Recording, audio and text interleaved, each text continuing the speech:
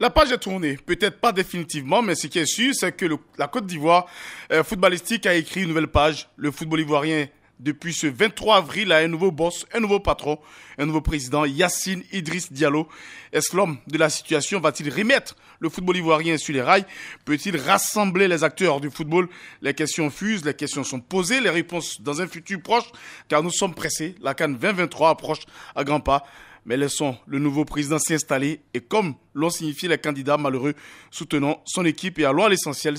C'est l'essentiel, c'est de remettre le football ivoirien sur les rails. C'est ça la vérité. Vérité des sports, c'est maintenant. Bonsoir et bienvenue. Qu'est-ce qu'il y a au menu de ce numéro de VDS en débat? Deux articulations. La première partie du débat est consacrée aux coupes africaines en club. La première demi-finale de la Ligue des Champions.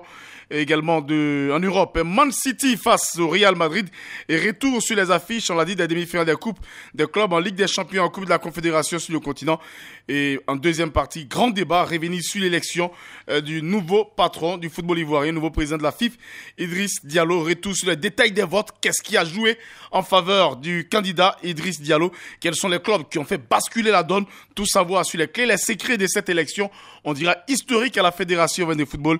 C'est dans ce VDS. VDS se joue au micro-présentation Brice Kouassi, collaboration Adouric, toujours à son poste, bien présent. Technique, c'est la fête de Yodo Gafolo. Encore bonsoir et bienvenue.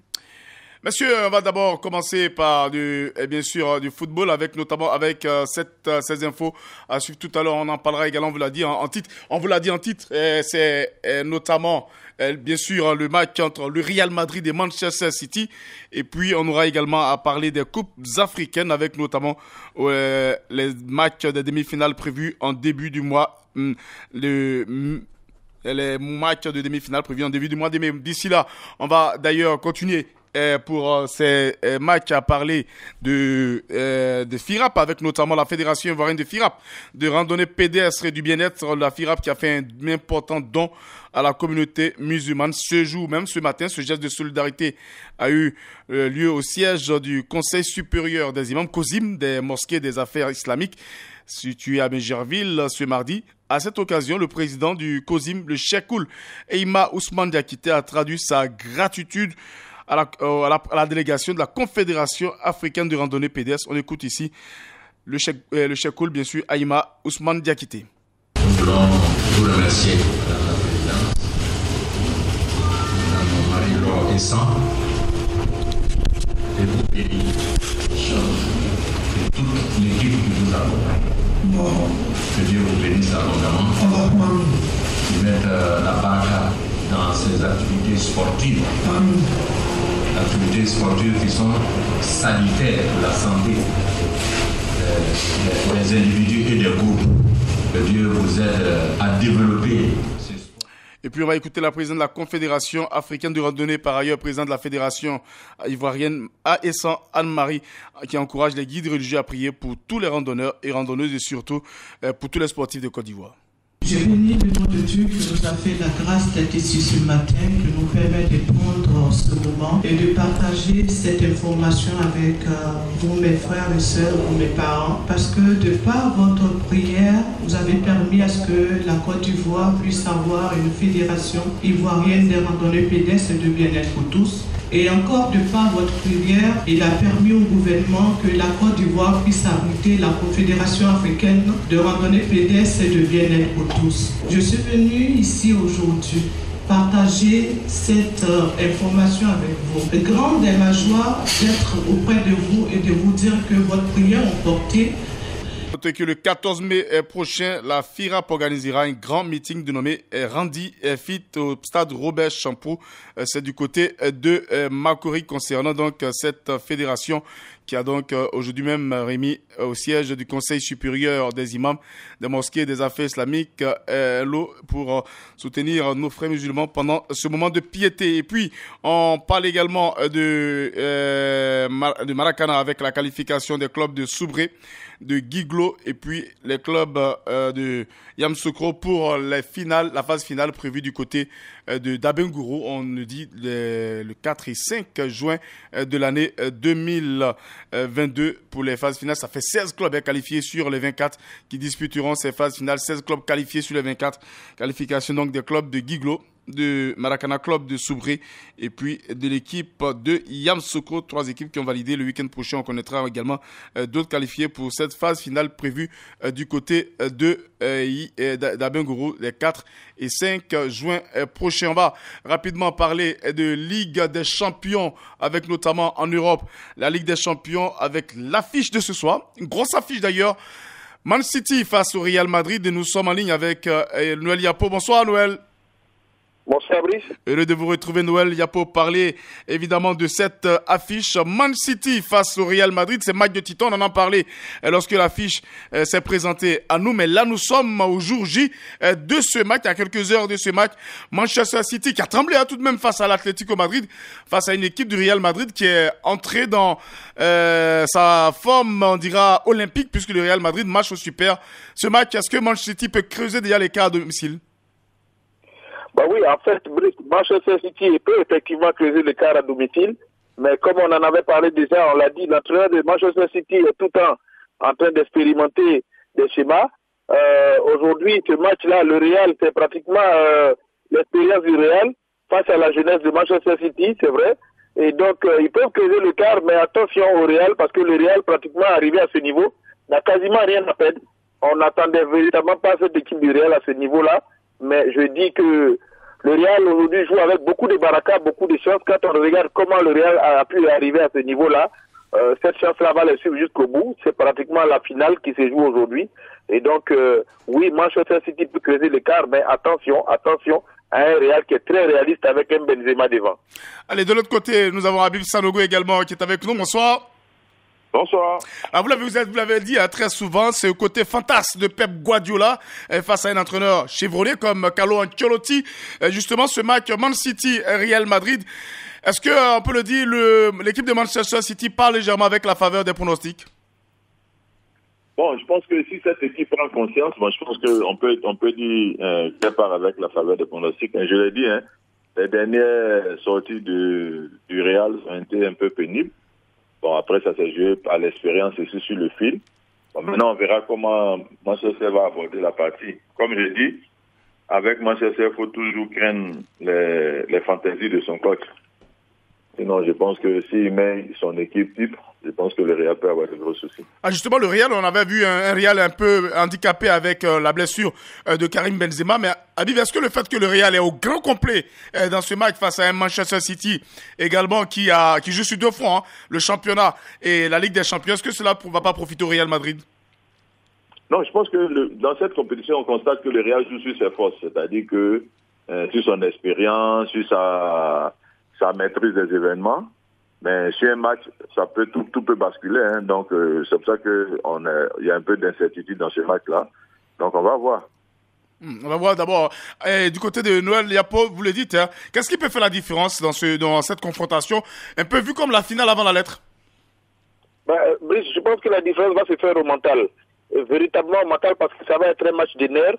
Et c'est pourquoi je dis qu'il faut faire attention au Real, parce que le Real aujourd'hui a son expérience, a un mental très fort. Vous avez l'équipe du Real qui est même menée 3-0 depuis son banc de touche jusqu'à sur le terrain, personne ne panique. C'est comme si de rien n'était, ça veut dire qu'ils savent qu'à tout moment ils peuvent remonter la situation. Et quand une équipe a ce mental-là, il faut prendre cette équipe-là très au sérieux.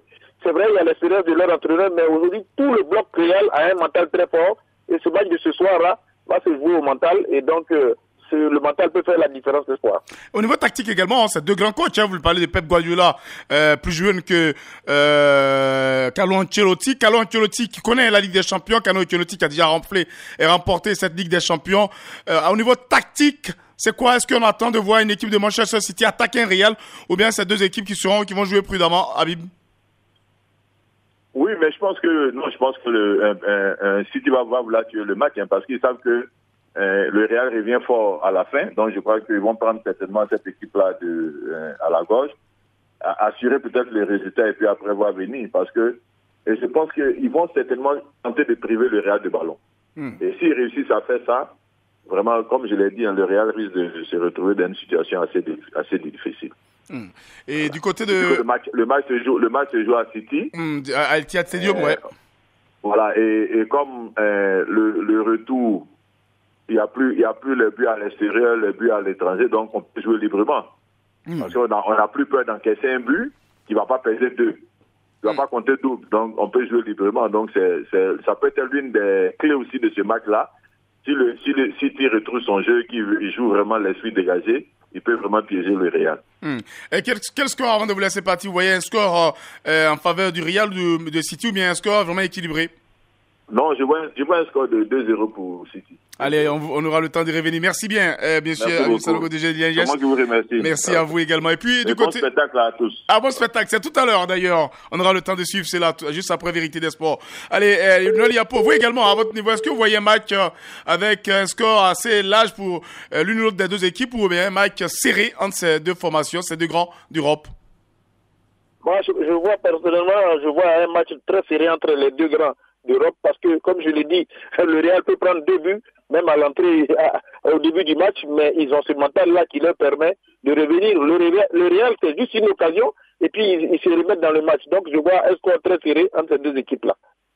Voilà, un score serré. Merci bien. On aura le temps. Noël Yapo, on va juste dans quelques instants parler des élections à la Fédération de football avec l'élection du président Idriss Yacine Diallo. C'était très attendu et on a eu tous les secrets aujourd'hui, tout savoir sur cette élection dans cet épisode des élections à la Fédération ivoirienne de football. On va certainement dans quelques instants avoir quelques confrères également qui ont suivi du côté de la Fondation Félix Houphouët ces élections. Mais déjà, Noël Yapo, avant vous ici, comment vous avez vécu de loin, vous, ces élections au niveau de la Fédération de football? Parce que nous, de près, on a vu un peu ce qui s'est passé, mais de loin, vous qui suivez l'actualité, comment vous avez vécu ça? Brice, on a vécu cette élection-là, vraiment, ça a été une journée particulière, parce que pratiquement, je veux dire, toute la Côte d'Ivoire entière avait les oreilles tendues vers Yamoussoukro. On avait l'impression même que c'était une élection du président de la République. Et donc, je veux dire que ça a été une très belle élection, qui a été vécu de bout en bout par tous les Ivoiriens. C'est vrai que vivant ça de loin, on n'a pas tous les dessous, mais chacun avait, je vous assure que tous les cœurs étaient à l'attente, et donc en fonction des uns et des autres, l'angoisse montait en fonction de l'approche des heures fatidiques, et donc ça a été une très belle élection vécue comme ça, avec beaucoup d'angoisse et beaucoup de suspense jusqu'au bout. Allez dans les secrets, pour aller dans les secrets, on met juste la musique à débat et puis tout à l'heure, on ira dans les secrets du premier tour jusqu'au deuxième tour à la victoire du président Idriss Yacine Diallo. Au premier tour, il y avait évidemment de la chaleur, 3 candidats qui ont eu à faire des importants discours. Sori Diabaté, d'abord Idriss Diallo, ensuite Sori Diabaté et puis Didier Drogba, 3 candidats qui avaient d'ailleurs fait la campagne sur place ici à Abidjan, avait fait le voyage pour Yamoussoukro. Il fallait maintenant convaincre dans la salle les différents présidents du club, qui étaient au total 81 présidents, 81 délégués, 81 votants, total de voix, 133 voix. Et il y avait donc 14 clubs pour le collège électoral, 24 clubs de Ligue 2, 38 clubs de Division 3 et 5 groupements pour les voix, 3 clubs pour chaque club de Ligue 1, 3 voix pour chaque club de Ligue 1, 2 voix pour chaque club de Ligue 2 et puis 1 voix pour le club de Division 3, pareil également pour le groupement, ce qui fait au total 133 voix pour cette élection. Il fallait avoir 67 pour être le président dès le premier tour. Il fallait aussi, dans le cas de avoir les 2 meilleurs, s'il n'y a pas un des candidats qui a atteint la somme les voix, en termes de 67 voix, il fallait donc certainement avoir le recours au deuxième tour. On a eu droit au deuxième tour. Pour le premier tour, les résultats ont donné ceci. Sori Diabaté, 33 électeurs ou club, ça donne 50 voix pour Sori Diabaté, mais est venu en deuxième position, puisque Idriss Diallo, qui a récolté 59 voix avec 32 clubs seulement, a été le premier de ce premier tour, 59 voix contre 50 pour Sori Diabaté, et Didier Drogba, 21 voix, 15 clubs qui ont voté l'ancien capitaine des éléphants de Côte d'Ivoire, Didier Drogba. Justement, quelle analyse, Noël Yapo, avant d'avoir nos confrères, vous faites de ces résultats du premier tour? Je rappelle, premier, Idriss Diallo, 59 voix. Deuxième, Sori Diabaté, 50 voix. Et puis Didier Drogba, qui a récolté 21 voix. Brice, je fais effectivement l'analyse que, cette élection, depuis 2 ans, a commencé à être préparée par les uns et les autres. C'est aujourd'hui le fruit des amitiés qu'ils ont pu tisser dans le sérail du football. Quand on regarde aujourd'hui, ça s'est joué quasiment entre Idriss et Sidi et Sori.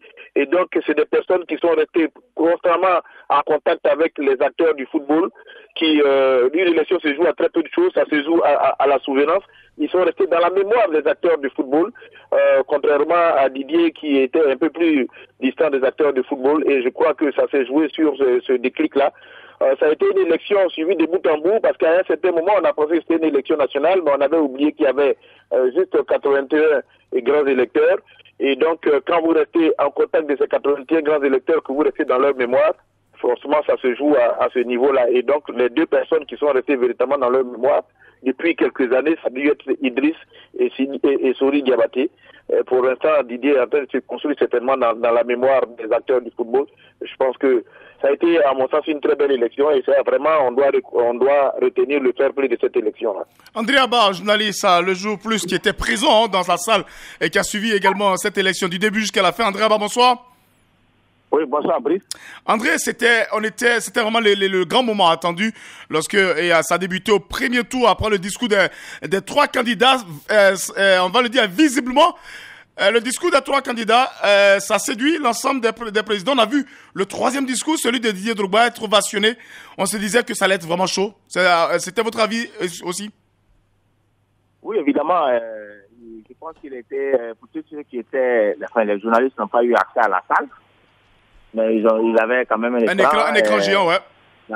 Oui, un écran au niveau de la fondation. Et les différents discours des trois candidats, parmi les trois discours, le candidat Didier Drogba a été le plus qui a été ovationné. Et ma foi, j'estime qu'il a tenu un discours qui a peut-être changé la donne pour qu'il ait jusqu'à 21 voix, parce que c'était pas évident pour lui. Ah, c'est clair, parce que son discours a été vraiment ovationné, le discours de Didier Drogba. Chacun a joué sur sa note. Idriss Diallo, dans son discours, a joué plus sur son vécu, son expérience. Lui qui avait déjà passé avec Jacques Kanoma et ensuite Sidi Diallo. Et puis, bien sûr, Sori Diabaté a joué plus sur la proximité avec les présidents du club. Il a dit d'ailleurs dans sa phrase, vous savez, je n'ai jamais changé de numéro, je suis au contact avec vous au quotidien. Je suis un monsieur qui va tout le temps au terrain, on se parle tous les jours. Et puis Didier Drogba, lui, il a joué sur son programme, ce qu'il peut apporter. Il a dit clairement, regardez ce que je vous apporte, ne regardez pas Didier, ne regardez pas Sori, ne regardez pas Idriss, regardez ce de ce dont on peut bénéficier. Normalement, ces trois discours, Noël Yapo devait avoir quand même des partisans. Bah oui, Brice, je pense que les trois discours ont eu des partisans. Comme André Abba l'a dit, c'est tellement que le discours de Didier a dû amener plusieurs personnes à changer pour qu'il ait pu faire les 21 voix. Mais je dis que les trois discours avaient des partisans et donc, naturellement, il y a les discours, mais tu l'as dit, il y a le vécu. Et puis, il y a le contact avec les dirigeants du club, avec les acteurs du football. Ça veut dire, une élection se joue, comme je l'ai dit, à la souvenance. On se souvient de celui qui a rendu un service hier, de celui avec qui on était, de celui qu'on peut approcher à tout moment. Bon, ce sont des facteurs qui se sont joués sans véritablement... C'est vrai, il y a les programmes, mais à un moment, ça va au-delà des programmes. Ça va, c'est les personnes. Et puis, il y a des très gros acteurs dans le football. Quand ceux-là prennent un parti pour un candidat, ils ont derrière eux des satellites et ces satellites-là arrivent forcément à balancer le cours des élections. Et je crois que c'est ce qui s'est passé au cours de cette élection-là. Donc le premier tour, on parle du premier tour jusque-là parce que le premier tour a donné 50 voix à Sori Diabaté, 59 d'abord pour Idriss Diallo, 50 voix à Sori Diabaté et puis Didier Drogba 21 voix. Lorsqu'on fait le décompte finalement, André Abba un peu surpris du résultat de Didier Drogba qui pour vous fait un bon résultat selon vous? Oui, évidemment, il fait un bon résultat parce que quand tu échanges avec les dirigeants de club qui ne soutenaient pas Didier Drogba, ils estimaient que le pourcentage de Didier au niveau des voix n'allait pas dépasser 10%.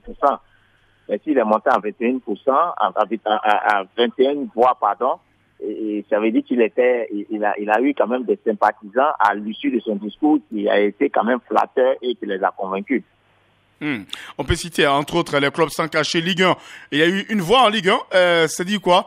Noël Yapo en Ligue 1. Les gros n'ont pas voté pour Didier Drogba. Seul le Lys de Sassandra a choisi Didier Drogba. Noël Yapo. Ben oui, c'est ce que je viens de dire. J'ai dit tout à l'heure, Brice. Il y a des gros qui sont. La Ligue 1, c'est quand même 14 clubs avec 3 voix, ça fait 42.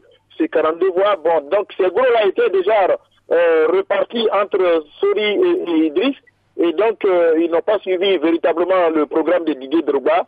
C'est des gros qu'on connaît qui sont dans le football depuis longtemps, qui ont des affinités, qui ont des relations personnelles avec l'un des deux candidats qui sont arrivés au deuxième tour. Et donc, à un moment, c'est vrai, il y a les programmes, mais on regarde le vécu, le relationnel qu'on a. Et bon, pour la plupart des deux candidats qui étaient là, ils nous ont dit, c'est les clubs qui ont fait leur programme. Donc, vous ne pouvez pas faire un programme pour des candidats, et puis quand vous arrivez aux élections, vous ne les soutenez pas. Et donc, ça se joue sur beaucoup de relationnels. On va le faire. On est dans le secret des élections. Idriss Diallo a eu 9 clubs en Ligue 1.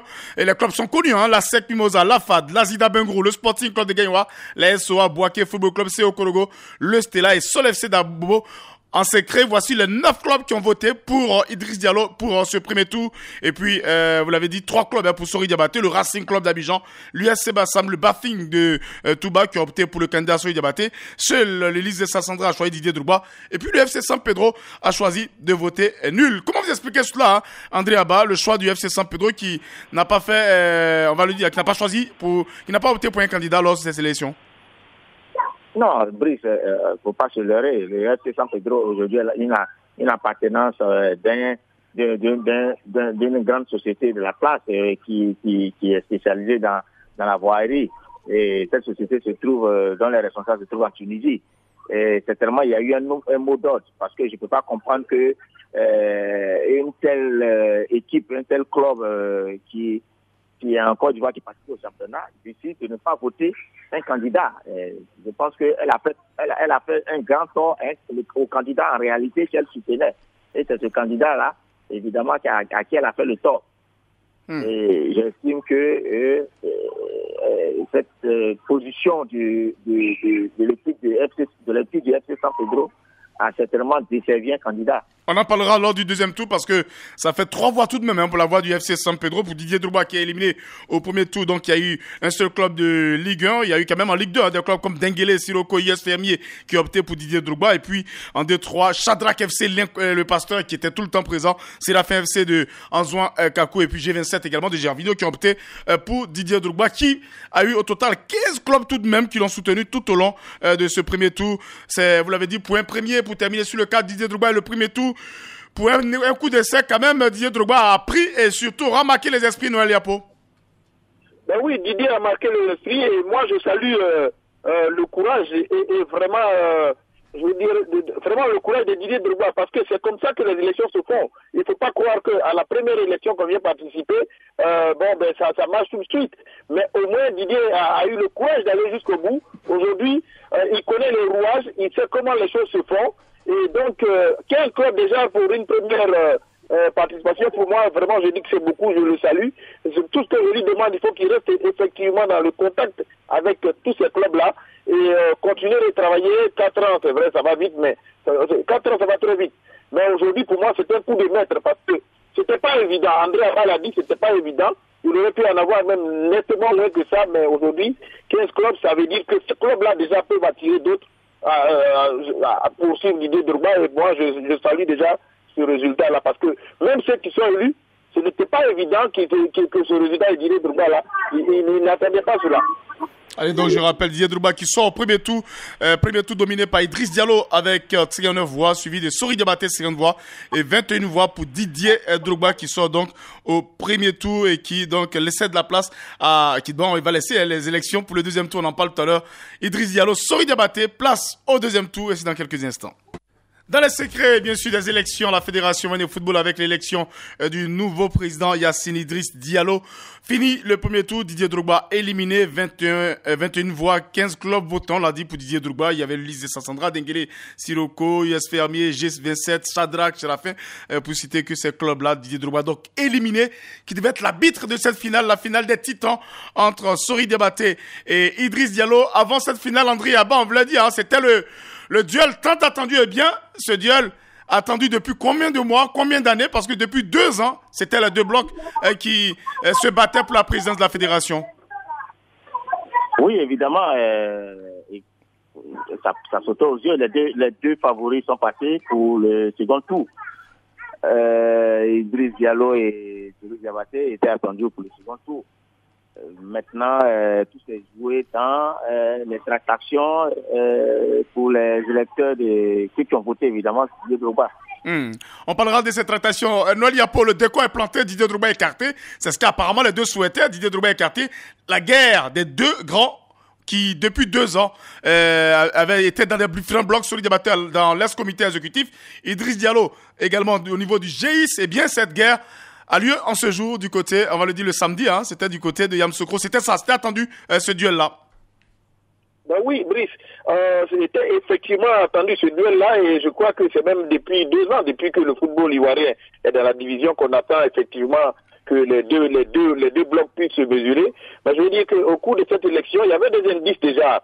Quand vous faites le constat que le président de la commission de gouvernance avait été déjà élu, c'était M. Gondo. Il était du camp d'Idriss Diallo. Très proche du groupe de Idriss, parce qu'il était avec l'équipe de Jacques Anouma à la fédération et tout ça. Tout de suite, moi j'avais déjà commencé par comprendre que l'élection allait un peu basculer au profit de M. Idriss parce que c'est le même électorat. Et donc il y avait une analyse qui avait été faite, mais déjà quand on a fini ça, effectivement le duel était planté parce que Didier étant éliminé, il fallait voir vers où allait basculer ces électeurs, surtout que Didier n'a pas donné véritablement d'indication directe à son électorat qui devait faire la balance. Donc vraiment c'était ouvert entre les deux grands pour pouvoir négocier ces voix-là. Je crois que, bon, on connaît le résultat qui a suivi. Noël Yapo le dit, André Abba, il y avait déjà le premier indice, c'était la victoire de Gondo face à Meïza Noël, le candidat de Sori Diabaté, Gondo, candidat d'Idriss Diallo. Il y a eu le deuxième indice au premier tour de ces élections au niveau de la présidence. Idriss Diallo a eu 59 voix contre 50 pour Sori Diabaté. Il y avait déjà un écart de 9 voix qui se jouait là. Il y avait donc les 21 voix de Didier qui devaient peser. Est-ce qu'il y a eu des tractations pour que Didier cède pour l'un des candidats? Comment vous avez vécu cela? Est-ce que selon dans les secrets, quelque chose, il y a eu un mot d'ordre de la part de Didier Drogba? André Abba. Non, je ne pense pas qu'il y ait apparemment un mot d'ordre de la part de Didier Drogba parce que l'enchaînement pour le second tour a été immédiat. Il a été immédiat. Contrairement au premier tour, ouais. La présidente, excusez-moi, la présidente du CONO n'a pas voulu qu'il y ait je crois qu'il n'a pas voulu, mais il n'y a pas eu un break. Pour dire qu'il y a 15 ou 30 minutes de repli pour que les deux candidats, les deux finalistes du second tour puissent, je veux dire, rencontrer encore peut-être les électeurs qui sont indécis, notamment ceux qui ont voté pour Didier Drogba. Il n'y a pas eu ça. Elle a enchaîné directement parce qu'évidemment, les gens attendaient, on allait un peu tard dans la nuit, donc il fallait enchaîner et puis faire quelque chose. Donc je pense que cette partie-là d'hésitation peut-être de la présidente du CONO a joué certainement en faveur des candidats qui a été élu. Justement, on va parler maintenant de l'élection pour ce deuxième tour. 40 clubs pour Sori Diabaté qui a récolté le grand nombre des clubs, mais au total 3 clubs en Ligue 1, on peut les citer puisqu'on connaît les clubs déjà qui avaient même voté pour Sori Diabaté.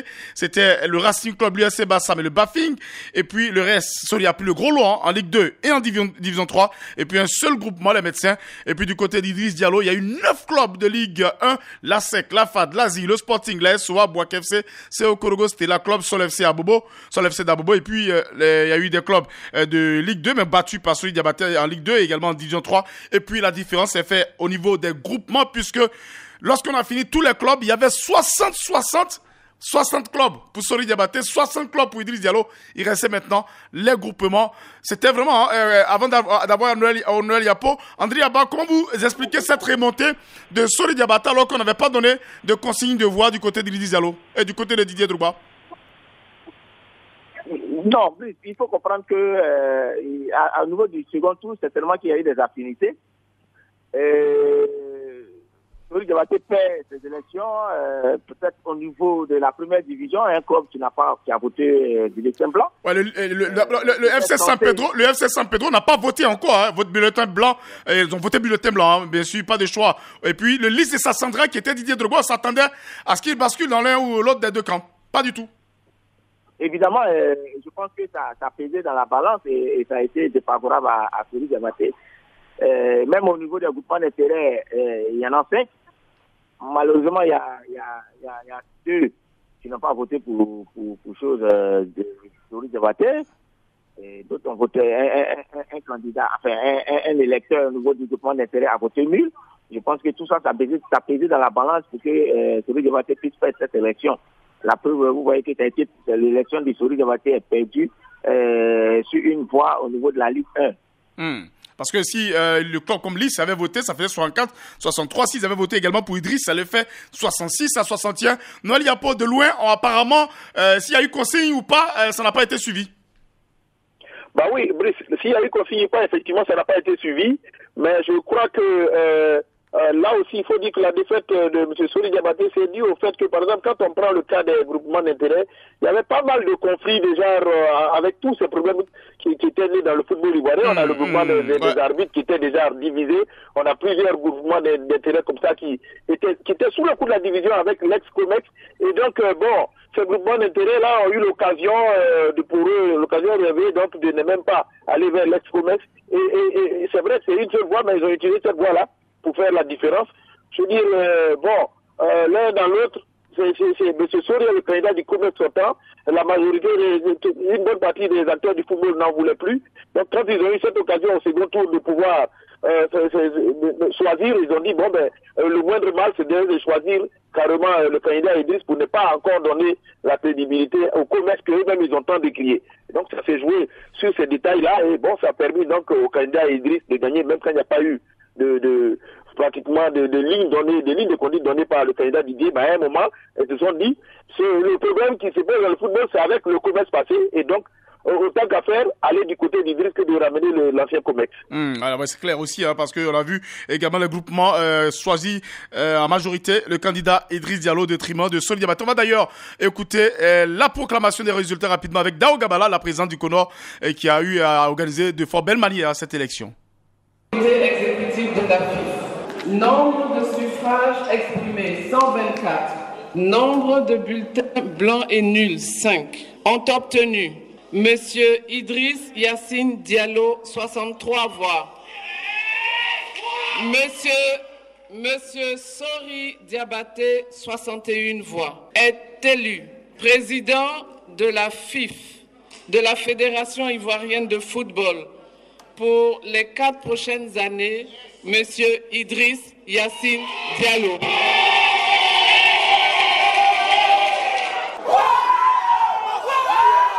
La joie des partisans d'Idriss Diallo qui d'ailleurs a réagi après la proclamation de ces résultats. On écoute le nouveau président de la Fédération ivoirienne de football, Idriss Diallo. C'est un moment important pour le football ivoirien. C'est un moment qui va compter puisque la normalisation a fini sa mission. Elle a réussi à organiser une assemblée générale au cours de laquelle il y a eu des élections ouvertes, libres et transparentes. Élections à l'issue desquelles j'ai été choisi par mes pairs pour diriger la Fédération ivoirienne de football. C'est donc un grand moment et un grand défi que nous devons relever tous ensemble.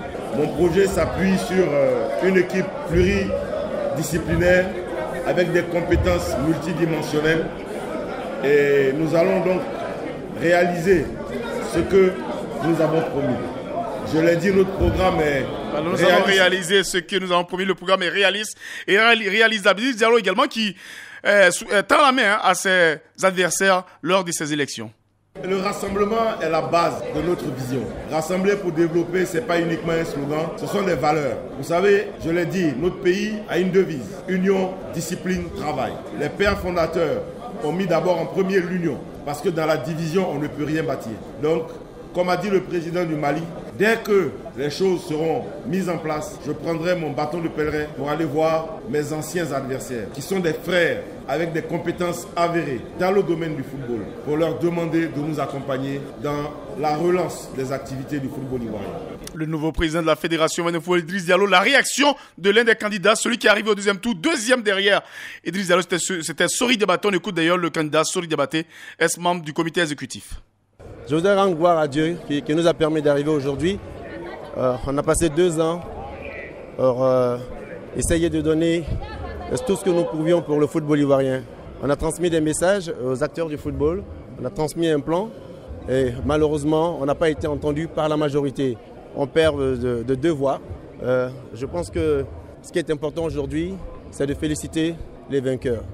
Féliciter Idriss Diallo et toute son équipe et souhaiter à Idriss Diallo et à tout son comité exécutif plein succès dans la gestion de la Fédération ivoirienne de football. Je voudrais dire merci à toutes celles et à tous ceux qui ont placé leur confiance en notre équipe et leur dire aussi que la faute ne leur revient pas et la faute revient au principal acteur. C'est moi qui étais le capitaine d'équipe et j'en assume la pleine responsabilité. Et je souhaite pour le football ivoirien des lendemains meilleurs, que tous les projets qui ont été annoncés puissent être réalisés pour le bonheur de notre football. Quant à nous, acteurs du football, nous restons dans la maison, nous restons dans la famille du football et nous espérons à d'autres niveaux apporter notre contribution au développement du football ivoirien. Le candidat Sori Diabaté, autre candidat qui est sorti au premier tour, l'ancien capitaine des éléphants de Côte d'Ivoire, Didier Drogba.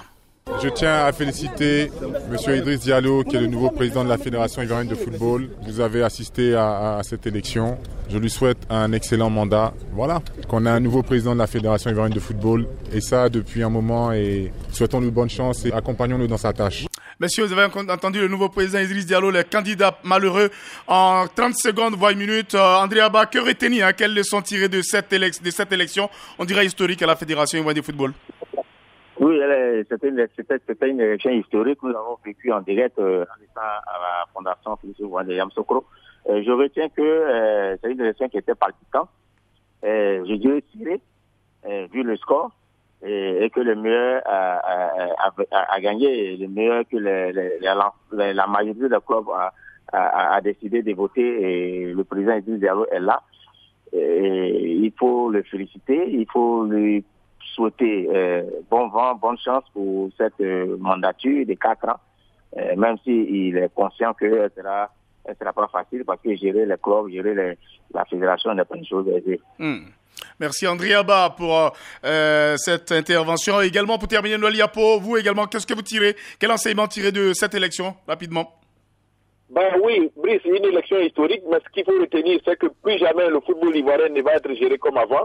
Parce que quand on regarde le résultat de Idriss, il sait qu'il y a 60, il y a juste 2 voix de différence. Donc tous les autres clubs, on le regarde sur sa gestion. Et donc, y compris ceux qui ont voté Didier Drogba qui est un gros acteur du football, qui a aujourd'hui beaucoup d'entrées, donc qui a le regard sur la gestion. Donc plus jamais le football ivoirien va être géré comme avant. Ça, tout le monde doit le savoir. Et je dis que c'est une très bonne chose. Mais le premier gros challenge qui se présente à M. Idriss, c'est de réussir à réunir la famille du football. Parce que quand on regarde l'écart des voix, ça veut dire qu'il faut tout faire pour que les cœurs s'apaisent, pour que l'ensemble des acteurs du football puissent travailler avec lui.